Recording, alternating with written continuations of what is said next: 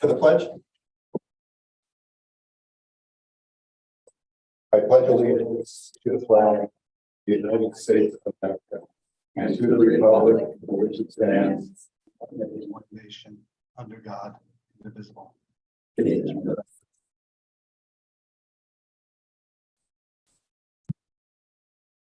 would like to tell everybody that Matt is on Zoom today. He is visiting his newest grandchild and his first grandson. So, Matt, welcome to the meeting. Hello, everyone. First thing, any public comments or questions concerning today's agenda? Seeing none, well, we'll move on, but I'm going to change the agenda just a little bit because we have a hard-working worker from Pike County. He's famous. He comes here a couple times a year. It's one of our favorite times when Mike Donlin comes here. So Mike, we're here to support your efforts again, and we'd love to hear your update, your latest update. Well, it couldn't be. You're the first to know. We had a final inspection on our 35th house this morning, and we passed. Wonderful. Yeah. So that's good. The family will be moving in now after this morning was the final inspection, and we have permits. I picked up permits last week for our 36th house for our first Benjamin Shahola at Walker Lake, and the excavator is there right now working on that. And in the meantime, if you think we'll run out of work, we have a ramp to build next week in Dingman's Ferry, and it's about the 5th ramp we've built this year. We build ramps for people in need with the same financial situations as people who need a house. If they can afford a contractor who wouldn't build it, they cannot afford to hire a local contractor. So we build it, and they pay us for the materials, $10, $20 a month over a few years, whatever it takes. And that's where we stand right now. Well, wonderful. I can't think of a better leader, and we thank you and all the volunteers for continuing your efforts here in Pike County. And it is our pleasure to to show our support from the county by presenting you with a check for $75,000. Very good. Thank you very much.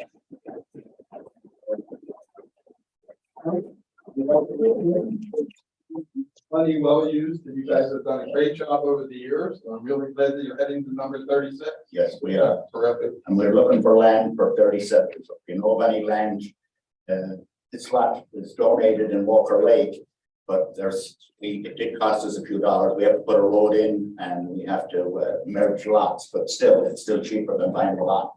So most of our lots have been, as you know, have been donated, 2 by the county last year. To the tax sales, so. There might be 1 or 2 places over the western end of the county that I could. All right, very good. Okay, thank you all very much. Thank you, Mike.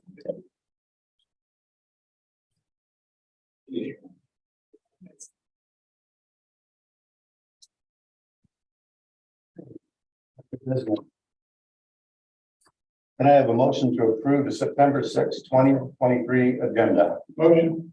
Second. All in favor? Aye. Motion passed.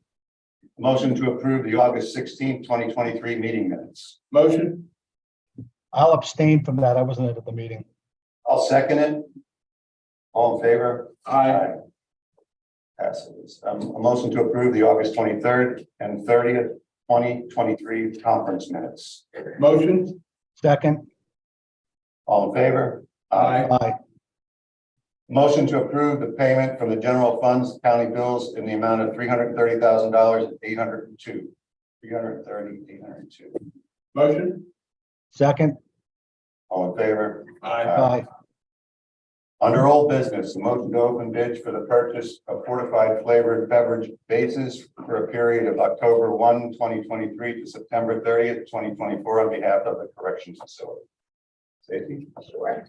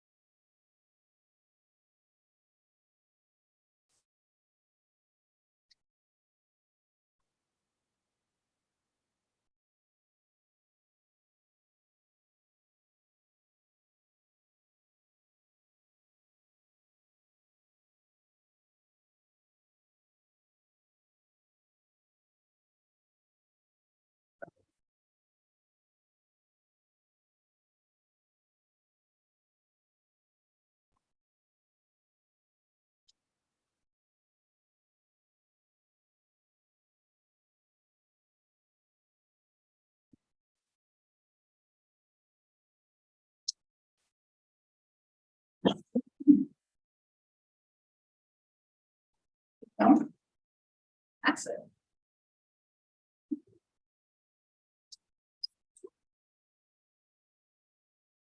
Go through this again, bear with me. Request for fruit flavored beverages.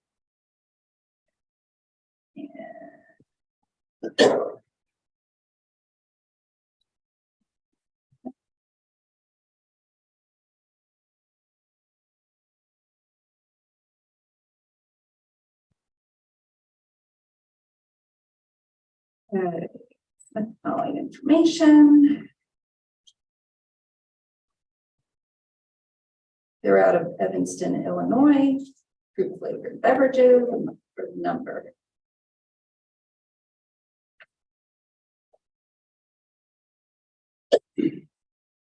Company name, Bernard Food Industries. Total bid, $9,377.28. Thank you. And then we're going to table that to the September 20th meeting to review it. Motion to table the bid. September Second. 20th. All in favor? Aye. Number 2, motion to award bids to Carlton Hill Road Bridge Maintenance of Morgan Site Contract to Morgan Site Contracting in the amount of $19,662.78. Motion. Second. All in favor? Aye.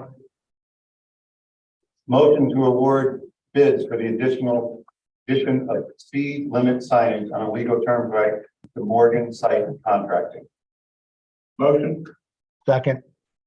All in favor? Aye.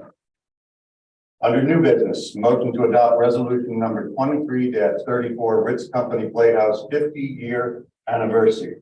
And Tony, would you read that? I certainly will. Resolution.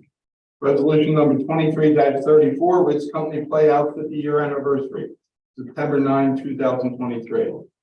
Whereas on June 29, 1973, the Ritz Company Playhouse raised the curtain at its theater in Holy Borough, which since 1935 had been a vaudeville theater and movie house. And whereas since 1973, with the exception of 2020 due to the COVID pandemic, the Ritz Company Players have continuously provided live entertainment, live community theater to Pike and Wayne County residents, as well as thousands of visitors to the area for 50 seasons at the Ritz Company Playhouse. And whereas for all of its 50 years of productions at the Ritz, during the summer seasons and an annual free show at Christmas, a group of theater enthusiasts have volunteered their time, energy, and talents, both on stage and behind the scenes, to deliver quality entertainment to the Holy Lake Lawn Fallback area. And whereas the performers, stage crew, musicians, costumers, backdrop painters, box office, and concession workers are all 100% volunteers who epitomize the show must go on mentality to produce both large-scale musicals and smaller comedies and mysteries.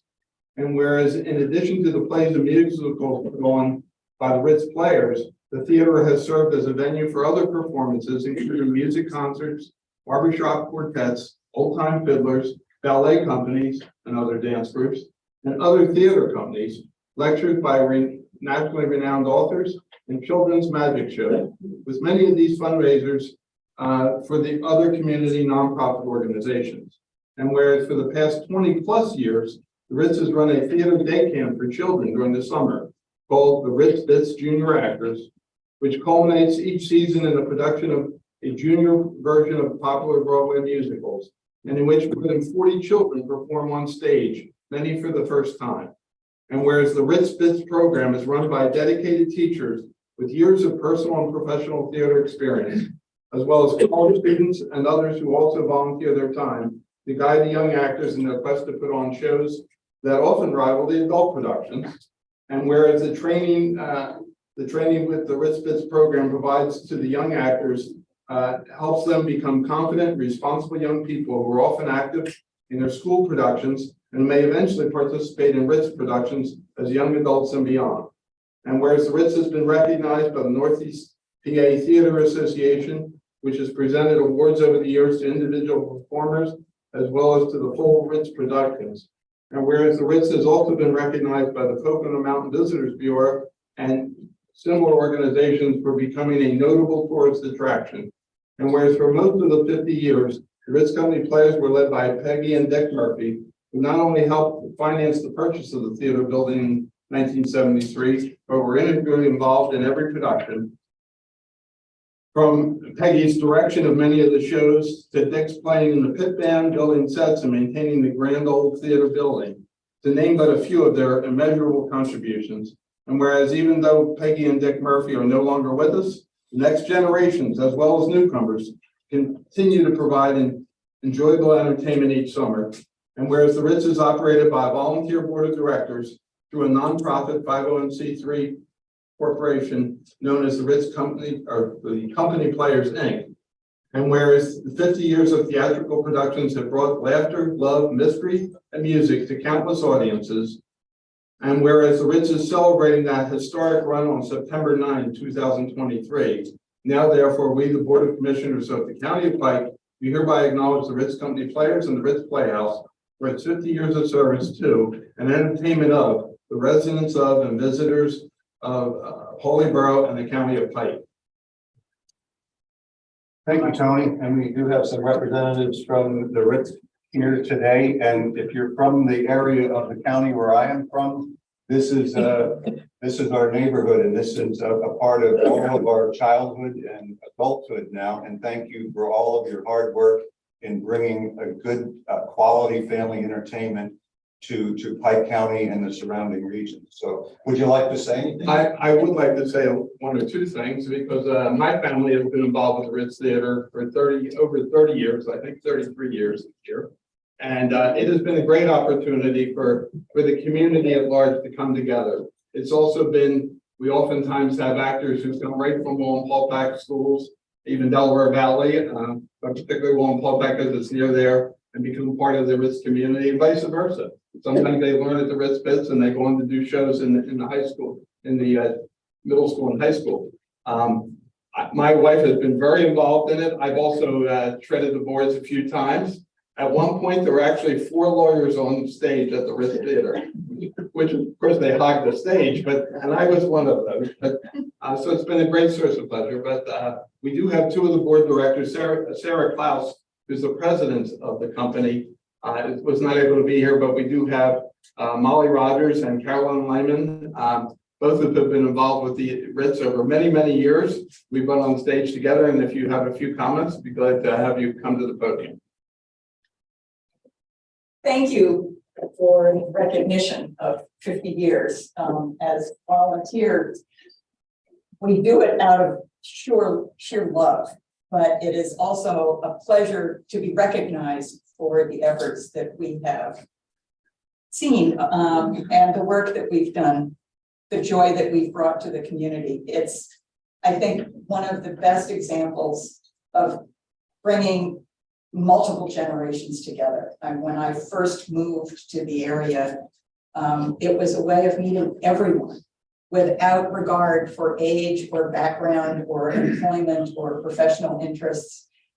Everybody came to the Ritz to be on stage. And it's just one of those experiences that I treasure. And it's been 45 years for me that I've been involved as a volunteer.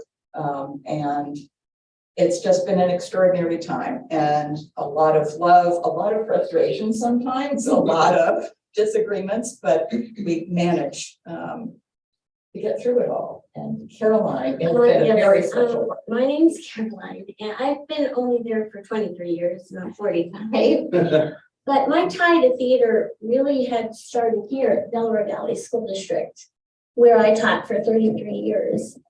I was a speech therapist. And I retired on November of 2020 from Delaware Valley School District. But for 29 of those years, I served as the choreographer, assistant director, and director at Delaware Valley High School. So theater has always been a part of my life, as is children and teaching children. So I'm also the children's director at the Ritz, and it's very rewarding. And what Molly said about the multi-generational aspect of the theater is so good for someone who's old and someone who's young, because we learn from each other. And the youngsters catapult us to continue to be more energetic and more positive and more creative. At least that's what they do for me. And there's nothing more rewarding than working with a kid in the Ritz Bits who's 6, and then 12 years later they're in a musical with me and we're singing together. That's really rewarding. So I don't know how much longer I'll be there, but I don't feel my age, so I'll just continue doing what I'm doing as long as it's fun. Thank you. Well, thank you. It's also gratifying for us to see some of your graduates in the Dingman's Theater production of the Fantastics, and that looks like it's going to be a really good performance, and it's a great show. So thank you for all of your work. Thank you. Thank you. Thank you. Cool. Thank you.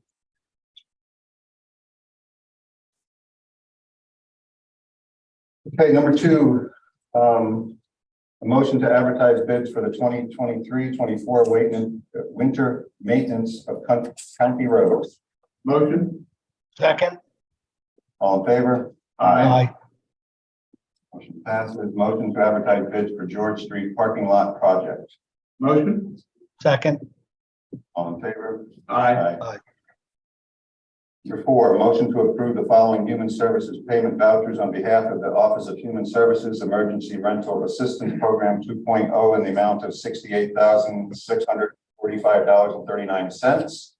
Fare in the amount of $10,579.85, and the state food purchase program in the amount of $3,820.12. Motion? Second. All in favor? Aye. Motion to approve the Affordable Housing Fund payment voucher in the amount of $2,923 payable to Delaware Run Associates on behalf of the Office of Human Services. Second. All in favor? Aye. One number five. Yeah, I'm 6. Motion to approve the Affordable Housing Fund payment voucher in the amount of $1,885 payable to Delaware Run Associates on behalf of Office of Human Services. Motion?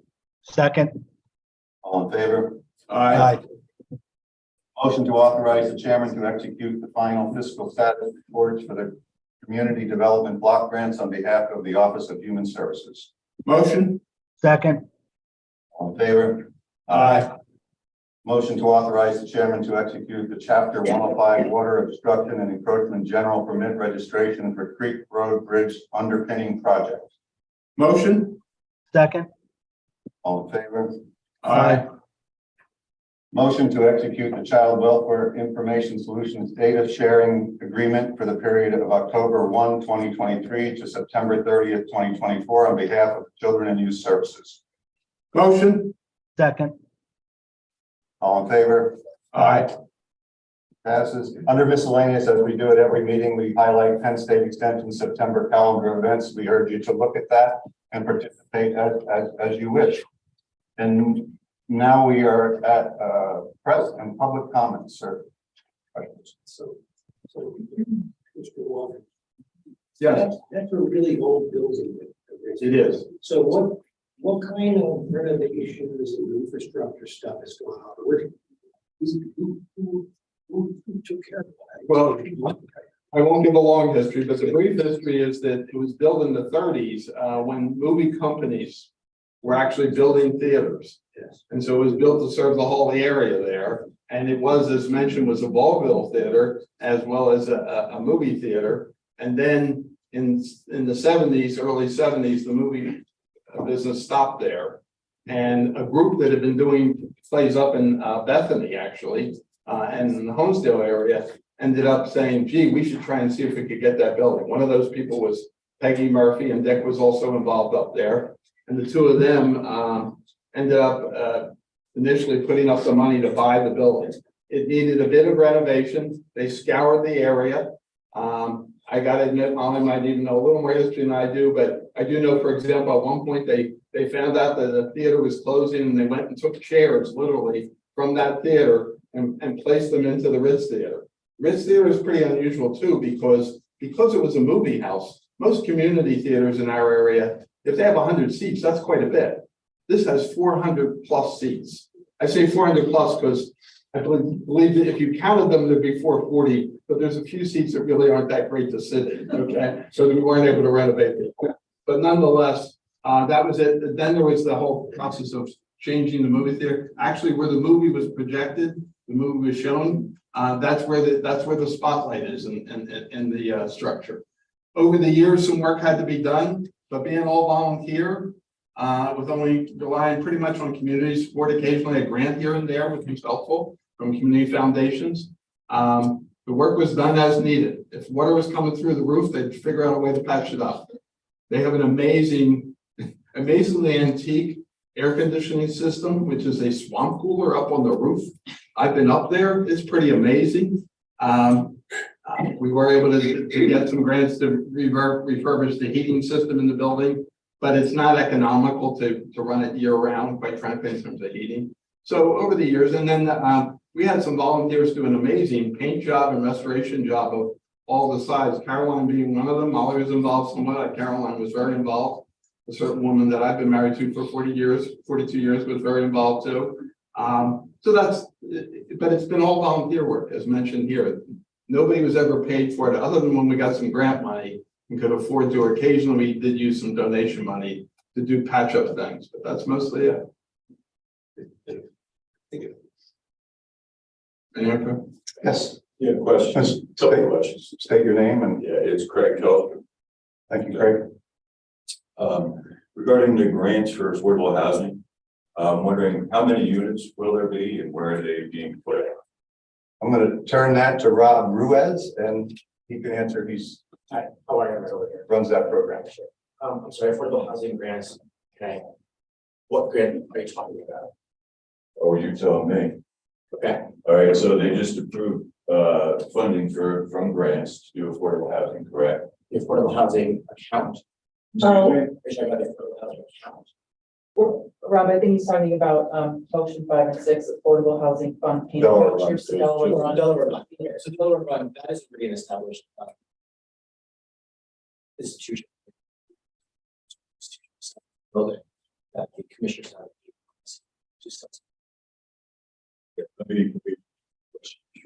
How many units will it be and where? There's no plans for affordable units anywhere. There's not. What is the grant for that? It's not a grant. That I'm is, sorry, did I misunderstand? Yeah, I think both of these grants are for improvements to existing buildings. Yeah. Oh, okay. the account is Act 137. But it's an established account that is from the state. No problem. So I do have another question. Really, I try not to spread rumors, so I'm trying to get verification if it's true. I wouldn't bring it up if I didn't think it was a reliable source. But I heard that on or about Friday, September 1st, that there was a bus load of illegal migrants dropped off at Milford Beach. Can you verify that? I cannot verify it. I was on vacation then, but we have not heard of that. No. Okay. Thanks. Thank you. Yes, Fred. Fred Weber, Milford Borough. So item 3 on old business, motion to award bids for the additional speed limit signage on the Weaver Turnpike. What's the hoped for result by adding speed limit signage on the Weaver Turnpike? So there's very few roads that the county owns. That's one of them. I think you're probably aware that that road was just paved. And I think when you have a newly paved road, it invites people to think that they should travel faster than they should. So it was really just installing speed limit signs on that newly paved road. Well, my point being that, when I attend borough meetings, there are very few summonses issued for speeding even within borough. Now, I have a feeling, I don't know how much this is going to cost you guys, but this may be money better spent elsewhere. Because if you're putting up a sign and you're hoping that somebody's going to slow down, that if we happen to have some officer sitting there on a Weaver Turnpike, I doubt it. His time is probably spent somewhere else. That was, The actual speed limit sign is, we spoke with the engineer, is going to be 25 miles per hour. The engineer recommends that it be posted because if you don't post, then the default speed is 35 miles an hour. And given the nature of the road, it was felt that that should be at a lower speed. But based on the engineer's recommendation, we're putting up just a couple of signs. But there's not likely to be much in the way of enforcement because the county doesn't have a police force. But if somebody is repeatedly doing it, and that's brought to our attention, we can get the state police involved. We can ask them. They will go across our road. They won't necessarily stay there. But the main reason is to let people know that you shouldn't be going 35 miles an hour.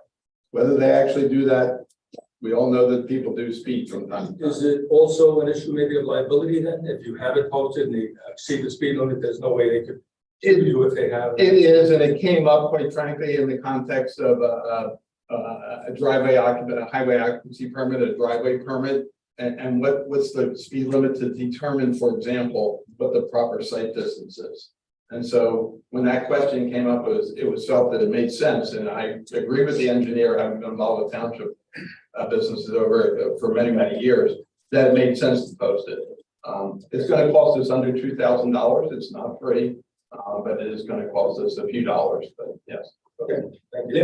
Those are like permanent signs, not electronic. No, yes, they are permanent signs. Once they're done, they shouldn't require any maintenance unless somebody knocks them down.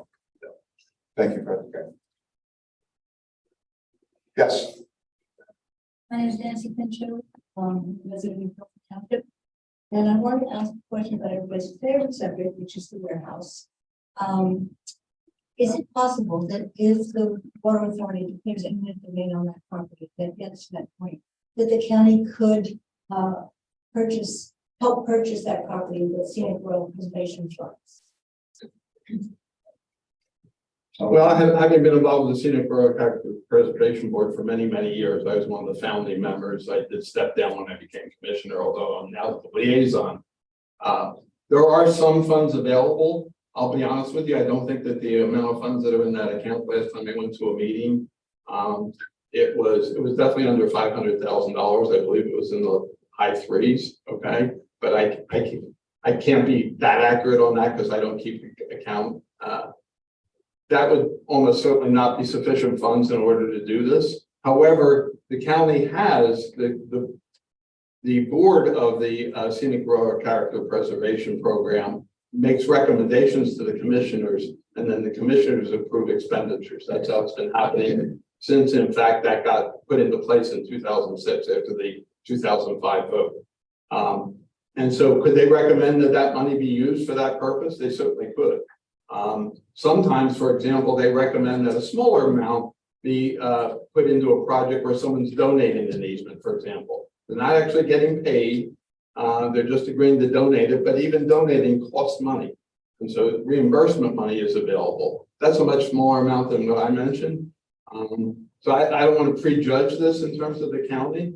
But if an eminent domain situation arose, would the county want to see if that could be worked through? I have to believe they would. You know, not taking into account what's currently in a legal process now, but if something like that happened, and this is the first time I've heard that, I heard it mentioned a while back, but I haven't heard anything about it lately.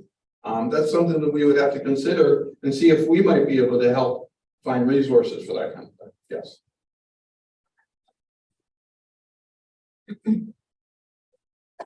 Yes, Krista.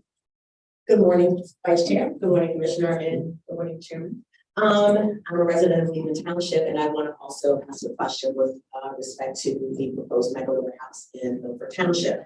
So I'm hearing growing concerns from residents that, number one, that their thoughts are not being taken into consideration with respect to this proposed site for many reasons, which we all know, but I will list. Number one, and most important, is the potential for damage to the aquifer that lies below the land.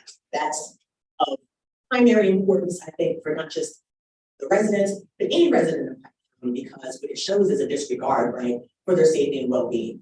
Water is primary, just like oxygen. You have to have it. Clean water, you must have it. The quality of life with respect to this would not be a warehouse where boxes are stored. This would essentially be something akin to a fulfillment center, where there would be 24/7 trucks coming in and out.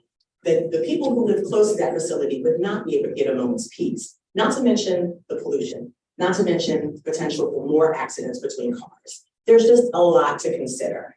My question to the chairman, vice chairman, and commissioner is this: are you all in favor of this initiative, or are you opposed? And if you're opposed, how would you, or are you using your office to help mitigate this situation?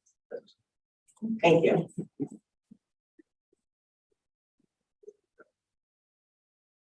We certainly have been monitoring this situation, but one of the things that's happened, I've been involved in doing land use work, and what that means is dealing with zoning, subdivision, and other types of procedures for the use and development of land for 40+ years in Pike County as an attorney.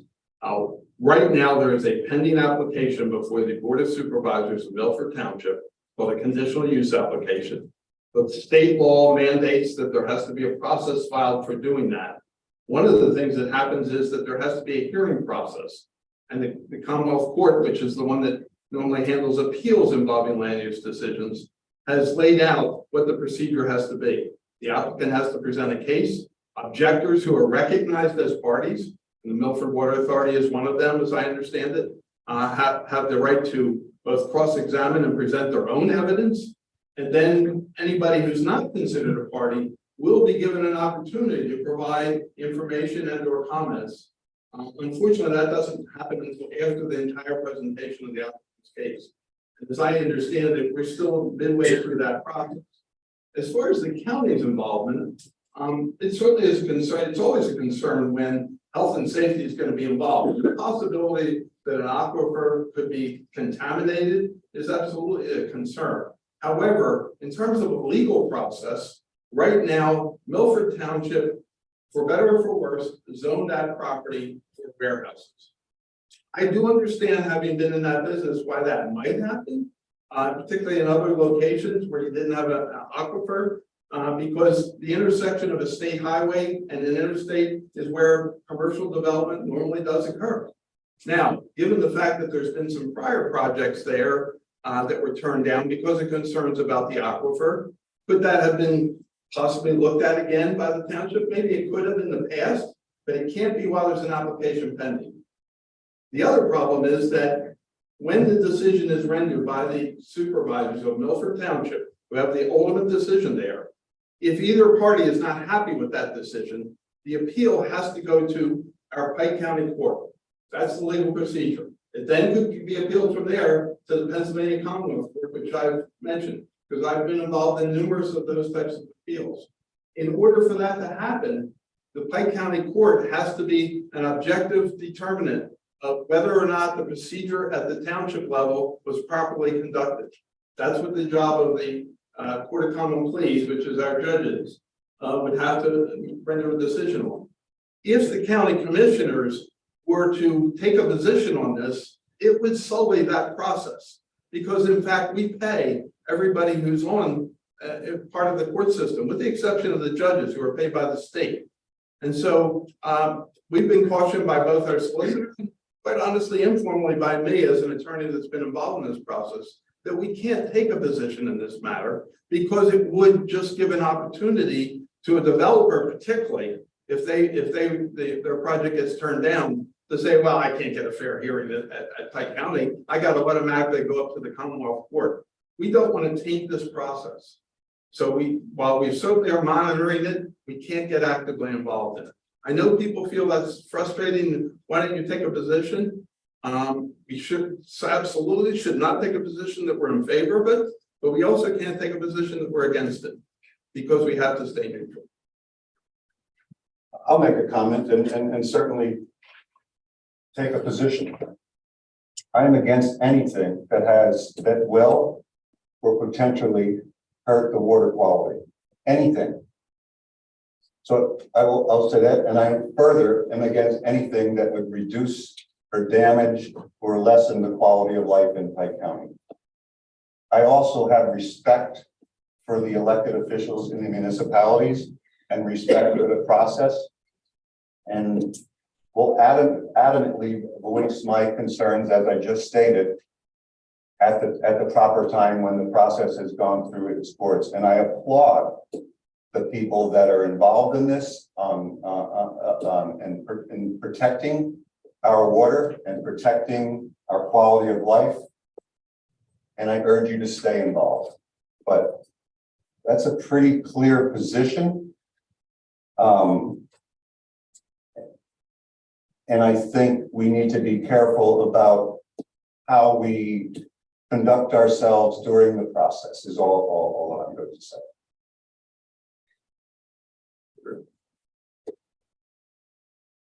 Yes. I'm Sean Stewart, the mayor of Milford. The county is not a party to any of the potential litigation coming up. I don't see an issue with elected officials being clear about whether they support or oppose this. So you're saying you've been advised by your solicitor not to express an opinion. When you were speaking in regards to the Pike County Democratic Committee, you said you were against the Square House project very clearly. So I don't understand it. And there are lots of things the county can do, even without expressing opinions about the given project, county planning department or with rural character scenic preservation funds. And I think the community is really confused as to where the commissioners stand on this. They're hearing different things, so your unwillingness to state publicly your position on this. Ron, I appreciate what you just said. You said that it's something that has the potential to damage the water supply. And no one argues that this doesn't have the potential to argue the water supply. And so is it fair to take your statement as saying you are against this project? No, I'm gonna stay by what I said. I think everything has the potential to harm our water supply. And it doesn't mean that I'm against anything, but I think we have to let the process go forward.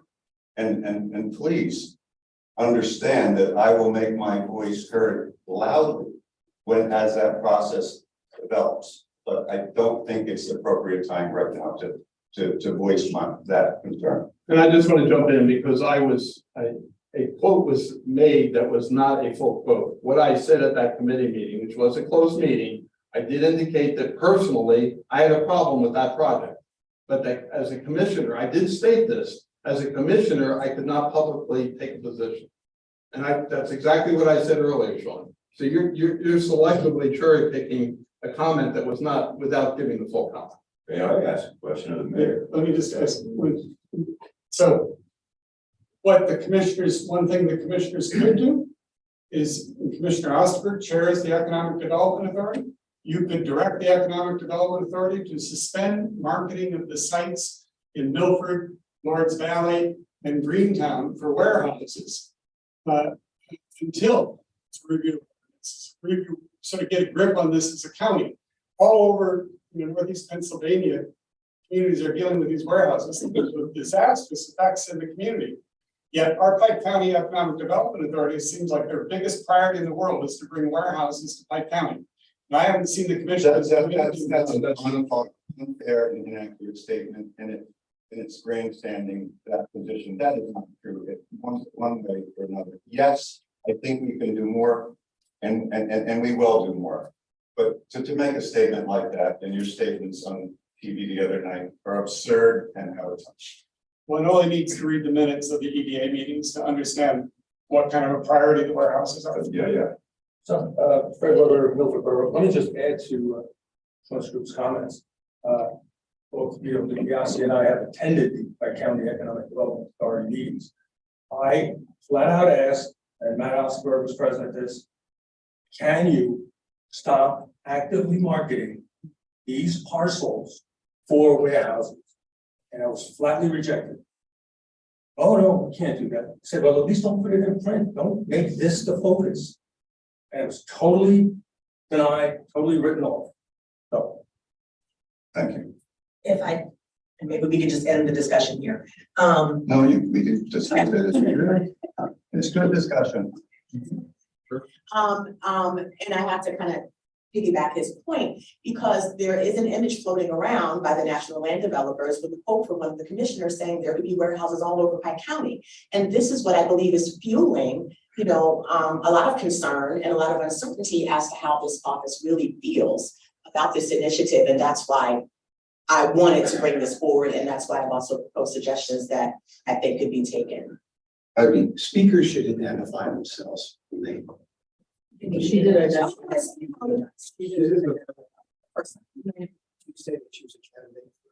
No, I don't think she did. But I'm speaking as a resident today, but I can speak as a candidate for commissioner as well. It's fine. But yeah, Krista Caceres. Yes. So Krista, very good input. And I do think there is more we can do in that regard and in Fred's regard. And we hear you.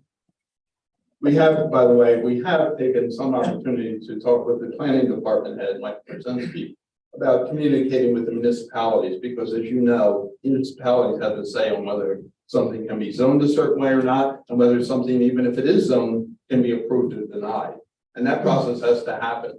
I've urged, quite frankly, over the years, and I do understand why there's mixed feelings about it, but one of the sites you mentioned is in Green Township. Green Township is the only municipality in the county that doesn't have zoning. Now, they've talked about why and whether they can, and they certainly can regulate land development, which is an important component, because that determines how a building gets built, if it's going to be built. But nonetheless, we've tried to urge them to look at their ordinances again, and see what they can do to not necessarily, because if you say no warehouses are ever allowed, that's challengeable too. Well, no, and I don't think anyone's saying. But there are ways to regulate it. Your ways to regulate it, I think there are ways this office could serve as, you know, the adults in the room to make sure that a lot of these competing ordinances in neighboring townships and just throughout the county should be reconciled to really just make sure we're protecting the water. And I was hoping for a committee. That's something you think about. We can make suggestions. We can't enact it, but we can make suggestions. That's what I mean, yeah, thank you. Can you address a question about the tax basis? If you know.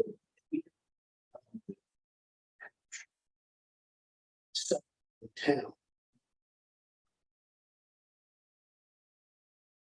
Well, Do they get more tax revenue I think from that? you're hitting on something, but if we were to base a decision on something No, it's as. about the townships, basically. No, but it's more than that. It's a school district, it's a county, it's a township, it's everything. There's financial impact that on something like that, but our decision to be for or against this is not based on financial I'm impact. asking a question, a simple objective question about, and you're an expert on land use. Well, I've represented municipalities over the years.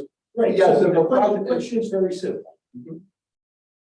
If a warehouse or whatever goes into a particular municipality, vis-a-vis the county revenue from it or the township, who gets more? Well, whenever a building permit is issued, whether it be for a house or for a huge warehouse, it gets put into the system of the assessment office.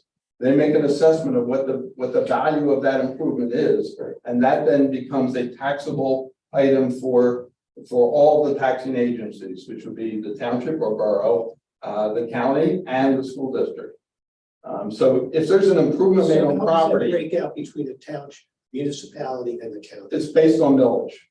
And each municipality has a different millage rate. Right. Okay, there's 13 municipalities. They all have a different millage rate. The county has a certain millage rate and the school district has a certain millage rate.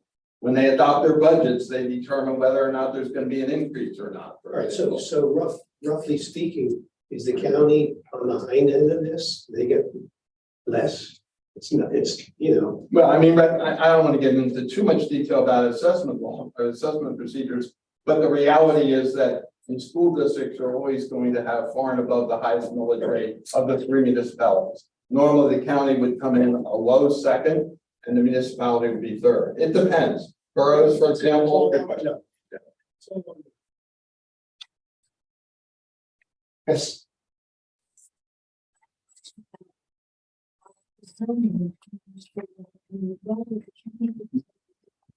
Deal with a situation where the zoning was meant for what was used to be the old style warehouse.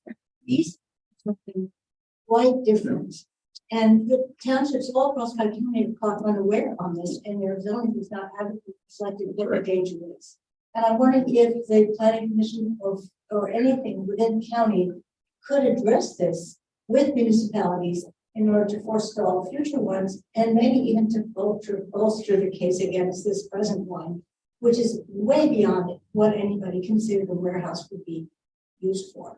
We're in a different economic era, that's all. And that's what I mentioned when I said about talking to the planning department, but also the planning, in fact, Ron sits on the planning board. It's certainly something that they could suggest. It's also, quite honestly, it's not like you have to rewrite the entire ordinance in order to put an amendment in that might say, for example, that buildings over a certain square footage, just say, I don't know, 25,000 square or 50,000 square feet, might have to go through a different process or might have to be evaluated differently. In the old days, I'm old, in the old days, you used to be required to have to do an impact study, right? But because of the various regulations that DEP and the state legislature enacted to require you to go through different processes, that kind of faded away because in the 70s, DEP really didn't have much of a role at all. They were just getting started and other organizations. Now they do regulate stormwater and water infiltration issues and sewer, of course, and things like that. But that doesn't mean to say that the municipality doesn't just relies on the state. They can have more of a role. And the courts have upheld the idea that you can require additional requirements from certain types of development projects than from a much smaller version. I just want to excuse our solicitor. She has another thing to go to, so we're not ending the meeting, but Thank you, Stacy. thank you, Stacy.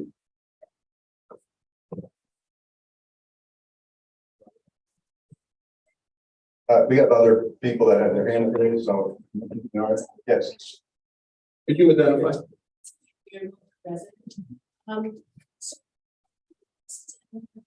Considered staying under this, mixed use or land use? Well, this is a municipal question, but having done it, I've checked. Parking lots are regulated if they're beyond, well, parking lots for non-residential use are regulated, okay?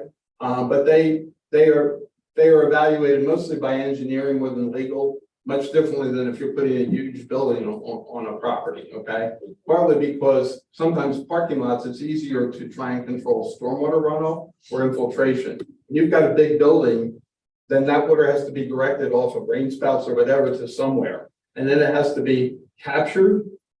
Sometimes it can be captured and treated. Don't go into individual details, but a warehouse is definitely looked at differently than a parking lot, even if it was a big parking lot. But they are regulated. Yeah. So you can have a small warehouse, but a huge parking lot full of trucks. You also have an issue that if you develop or disturb, more than 1 acre of land, you have to go through a thing called an MPDES permit process, which involves DEP approval. It's actually a federal regulation, but it's administered by the Department of Environmental Protection. And so that gets submitted to the township, but then goes to Wilkes-Barre, which is the regional headquarters for DEP. And they evaluate that to make sure that it's going to work. And if it's not, they say, no, that's not acceptable. So they do monitor those things, but the municipality is the gatekeeper though, for all the project components. Thank you. Thanks. Theo. So, EBS, your friends of the Milford, Tony, you sit on the EDA board. I have for the last year, yes. Last year. So were you there when all this was going on in 2022, January, February, No. March, April? I got on the board, I believe, in August or September of 2022. So it's been about a year. Oh, so you weren't there when they were bringing these warehouses in and had the contest? He doesn't like the word contest, but that's in the minutes of the EDA. I've heard that referred to. I was never in a meeting where the concept of a contest was brought up, so that might have been. So that's not, you weren't there. I don't believe, not for that part, no. So when Mike Sullivan says he's not gonna stop marketing the warehouses at the four corners of 84, do you ever say to him at that meeting, I don't think we should be doing this? I've talked to Mike about how he handles situations, and by the way, what he has done is if he gets a request from somebody who wants to do something, he looks to see whether there's one property available, meaning his real communication is with the realtors. To the best of my knowledge, the EDA has never conducted a contest, but I do know that realtors have had multiple bidders on a property. What he does do is tell them whether or not it's feasible to do it, and primarily that's done by looking at the municipal ordinance, whether it be a Milford Township or Blooming Grove Township or Palmyra Township, for example. Yeah, but this aquifer thing has been in the news for 55 years. You know, how could he, say an incoming request comes in, and why doesn't he say, well, even though there is a development district there, it shouldn't go there because there's also an aquifer. So I'm trying to understand how that happens. Well, I do hope and expect that if he's saying there is a property available, that he cautions potential buyers if they're communicating with him or the realtors involved, because that's usually who he's really dealing with, that there may be problems with being able to develop that property. I was involved with the Home Depot project that tried to go in there. Yeah. I represented Milford Township. Oh, okay, good. And in fact, that got denied, and I helped write the decision to deny that project. Some might say, well, maybe after that point in time, it might have made sense to reevaluate the ordinance. But you also have you have changes of supervisors and even people on the planning commission and all at the local level. So sometimes that gets followed through and sometimes it doesn't. I will also say that most planners will tell municipalities, since the law requires you to have to cite something, you may, if it's commercial, you don't put it in the middle of a residential development. But if it's commercial and it happens to be near the intersection of a state and federal highway, that's not an appropriate place for commercial development. The key though is if you have some other reason to protect an area, that you try and include that as a criteria for whether or not that property can be developed. For example, a sensitive aquifer, which was made aware back in 2000, I think again in whenever it was 2010 or whatever, because there's been at least 2 projects that I'm familiar with. That tried to get on that property and never got. So I'm proposing solution, okay? A mediation. Are you aware that at the PADEP and at the Development Community Economic DCD? Yeah. Department of Community and Economic Development? Yes. I'm familiar with that agency. Okay, So both of those agencies have what's called a government liaison. And I've been trying to get a government liaison from PADEP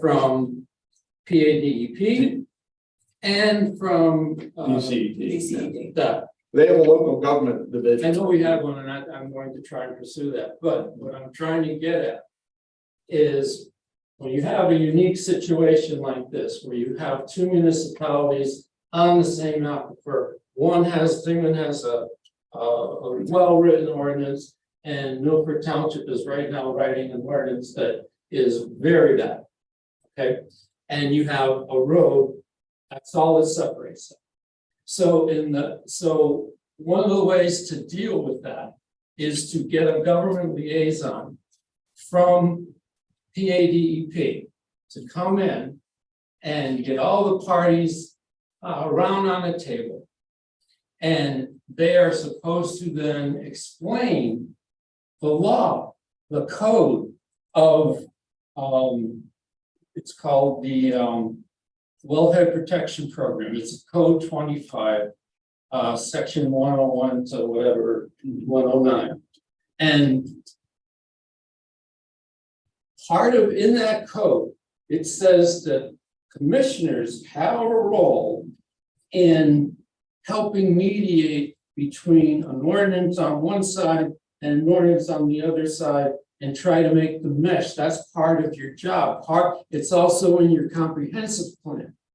And in your comprehensive plan, that is the old one, this should never have happened because that's strongly worded. But if we, and I'm trying to get up like a pause so that we have these government liaisons to come and try to explain the situation to all the parties, Dingman Township, Milford Township, Milford Borough, the commissioners, all the parties involved should sit at a table and try to figure out what is going on, what's the proper way, what is the law, what are the codes. And then the other thing would be the PA Municipal Code, which comes under Development, Community, Economic Development Department. They're the ones how they right. Planning code. Well, in that planning code, it also says a role for the commissioners. And the commissioners are supposed to have a role that I just said. You're supposed to help mediate disagreements between, especially if it's an aquifer, and you have one ordinance that's good and another ordinance that's being proposed that's horrible, because and Milford Township is going headlong and will not stop. I tried to stop them last night. They will not listen. They're going to have a hearing on this ordinance, and this ordinance that they put up doesn't even recognize the boundaries of the aquifer. All right, so that should never happen. By the way, Vito, the municipality planning code does allow for 2 municipalities, for example, to actually have a joint Yes. zoning section, without necessarily regulating the whole townships. Right. There is a process where they can do that, but they both have to make that determination. The county can't bring them to the table. But you have a leadership role. You can encourage. You can, absolutely. You can encourage them. I know you can't force them, but you are leaders. And you're supposed to lead the county and make sure that our aquifers and our drinking water are safe. I think that's everything. Yeah, that's everything. Thank you. Okay, a couple of points. The wellhead amendment agreement will not help us with this warehouse. It's after the fact, the application has been made. And it all comes back to, after Home Depot was stopped, I think we had 2 cycles of township supervisors that did not amend their code to not allow a warehouse to be built there. So here we are, right? Pike County Economic Development Association hides behind that fact. It's the township, don't talk to us, it's a township, we're gonna keep marketing it, which is very upsetting. But we are where we are. And in my opinion, from the statements that have been made, this heads to court. Because Don Quick, the resident, has said if it goes in favor of the warehouse, he's gonna sue. And the developer, their solicitor, his 5th sentence in the first meeting was, and we are ready to litigate. Yeah. Wonderful. So that kind of set the tone. What we need to do is just stay strong in our opposition to this. That's all we can do. We gotta show up, be vocal, make sure the wellhead amendment thing is separate and apart. It has nothing to do with the warehouse. You can address that afterwards. The primary goal right now is to stop this. Because we all know that LVL, it's an engineering firm on this, they had a project which called for overseeing 2 guardrails being put in on a 2-lane highway, Blooming Grove or wherever. And it was supposed to be 21 feet apart. And guess what? They never showed up on site. They were never there. And when the project was finished, it was only 18 feet apart and cars were just missing each other flying down this road. Now, do I think that that engineering firm is capable of designing a filtration system for a 450,000 square foot warehouse that is not going to contaminate our aquifer? That is a joke. It's an absolute joke. Do I really think their traffic study, where they state that 100% of the truck traffic will leave there and go back to I-84, and that there's no secondary truck traffic coming from New Jersey? This is all nonsense, but that's what we got to pin our hopes on. Having looked at 608 and 407 in the zoning codes for conditional use, I think there are enough things in there that will help us and that will get to the right decision. But I don't want to mix this up with the wellhead amendment agreement and the warehouse. Two separate things. Can I just offer him, just rebut that for a second. So in this new ordinance that Milford Township is, they take the warehouse definition that they have, which is this warehouse, and they're elevating it to truck terminal. You understand? This is the future. So they're actually taking what's in the saldo that they have right now, which is just a warehouse, okay? Which doesn't really cover a terminal, it's really not the definition of a terminal truck thing where there's trucks coming, 24/7, 360 days, 65 days a year. But they're in this new ordinance, they're actually elevating that definition to truck terminal, and they're allowing the truck terminal to be 400 feet away from the springs. So it's worse. It's not getting better. So that they're meshed together. The two things are meshed. They're united because this is now and that's the future. And actually, it could be worse because if they're elevating the definition of truck terminal, now they have the definition and now they can bring in more warehouses that fit that definition. So we're going backwards. And I think even though you say you have no say, you have a leadership role as to where the goals of this county are going. And that's all I have to say. So to that end, I would like to ask again, three of you, will you commit to calling in state agencies like the DEP liaison, other people who can come in to make sure, because once this goes forward, and hopefully it will not, right? Because it'll be to the detriment of every resident, not just those affected in Milford Township. But we cannot unring this bell. So will you commit to calling in some state agencies or related agencies that can take a holistic look, a comprehensive helicopter view at this initiative to make sure that we are not missing a thing? That there is nothing that happens that after the fact, after thousands of dollars are spent in court, that we could have avoided had we been proactive. Is there anything that you all think that you could call on in terms of state agencies to come in and sit down with everyone involved to make sure that, number one, we're looking at making sure that everything is legal and lawful. Number two, making sure that all of the residents' interests are protected. And most importantly, number three, that you all are showing leadership, which I think we're all.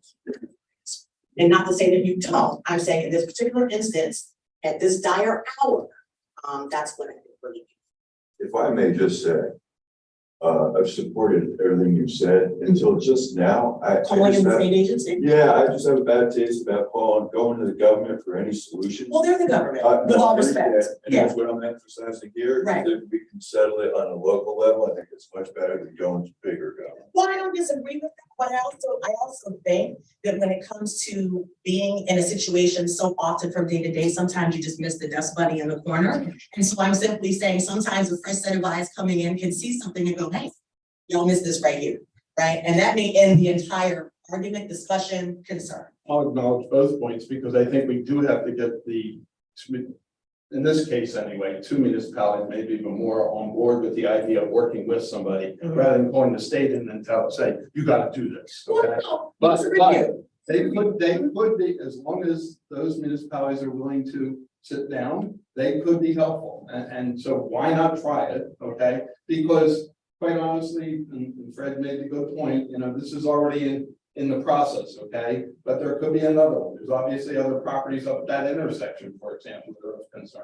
So there could be a way of trying to at least prevent further complications, at least to evaluate them. I'm not gonna, again, I don't like to prejudge things, all right? But it absolutely does not hurt to talk.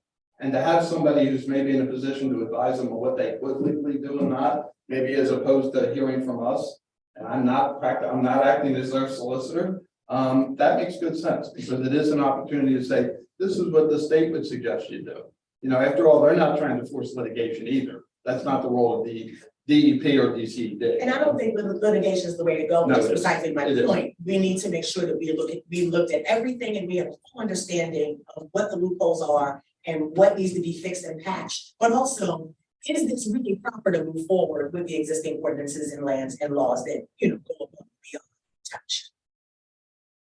So just to answer your question, all I'm saying is there are laws on the book already, the Safe Water Drinking Act. And that act gives the wellhead protection program its legal basis, right? That's what is the foundation of the Wellhead Protection Program, comes from the Safe Drinking Water Act. All right, so we're just trying to say that anything that's either proposed as a new ordinance or whatever's coming in, that they follow the codes and the laws of Pennsylvania that are already on the books. Not that they're coming in to tell what to do or not. They're there to inform all the parties what the actual laws of Pennsylvania and the codes of Pennsylvania are. And these people are violating this ordinance that they're trying to put through, violates the code 25 of DEP, and it violates the PA municipal code. All right. And so those are the reasons to bring in these mediators, not to tell anyone what to do, but to inform them what the laws on the books are and why aren't you following them is what the issue is. And that's the reason to call in these mediators. It's not to force anything down anyone's throat. And let me remind you, in the PA Constitution, Article 27, it says the Commonwealth citizens have the right to pure air and pure water. It's in our Constitution. So are they following our Constitution? Article 27 of our Constitution. Because if we're guaranteed the right to clean air and clean water, then how are they getting away with this? If we have codes that say you should not be doing this, this, and that, if we have the PA municipal code that heavily protects drinking water sources in its code, in its writing, then why aren't we following it? And that's my statement to you. Yeah.